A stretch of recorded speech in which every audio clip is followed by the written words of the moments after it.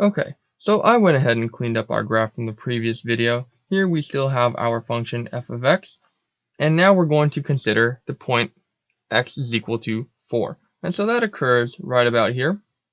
And we are going to evaluate, well, what is the limit as x approaches 4 from the left-hand side? What is this equal to? And so as we approach x is equal to 4 from the left, looks like it's approaching the value of 4. And so we would say that this is equal to 4. How about the limit as x approaches 4 from the right-hand side? What is this equal to? So as we approach 4 from the right-hand side, we see that this value also seems to approach 4. And so if we go ahead and write now, well, what is the limit as x approaches 4 of f of x? We can say that this is going to be equal to 4 because the limit from the right-hand side is equal to the limit as we approach from the left-hand side. But an interesting thing to note here is I'm going to do it up here. Well, what is f of 4? F of 4 here is undefined. And that's because right here we have a discontinuity. Discontinuity.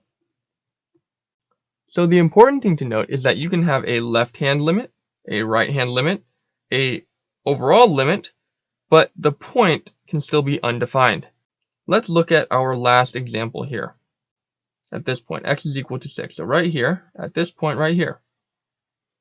Well, what is the limit as x approaches 6 from the left-hand side? Well, as we approach x is equal to 6 from the left-hand side, we can see that the value of f approaches 1. So we would say that this is equal to 1. How about the limit as x approaches 6 from the right-hand side? As we approach from the right-hand side, we see that this limit looks like it's approaching 0 right here. And so we would write 0. And so here, if we took the limit as x approaches 6 of f of x, we would say that this does not exist because the left-hand limit and the right-hand limit are two different numbers. But now, let's go ahead and look at, well, what is f at 6?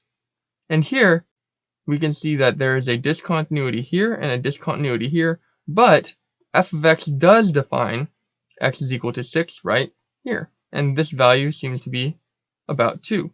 And so we would say that f of 6 here is equal to 2.